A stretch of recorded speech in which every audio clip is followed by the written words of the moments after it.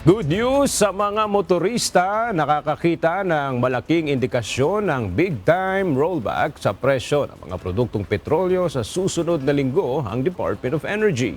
Sa pananaw ni Department of Energy Oil Industry Management Bureau Director Rino Abad, mukhang malabo nang tumaas pa ang presyo ng langis kasunod ng paglagda ng initial peace agreement sa pagitan ng Estados Unidos at Iran. Inaasahang nasa 70 hanggang 80 pesos per liter na lang ang presyo ng mga produktong petrolyo. Patuloy namang nakamonitor ang DOE at umaasang babalik pa sa pre-crisis level ang presyo ng langis na nagkakahalaga lamang ng nasa 50 to 60 pesos ang kada litro. Tuloy pa rin ho ang ating pagbantay kung lalala ito.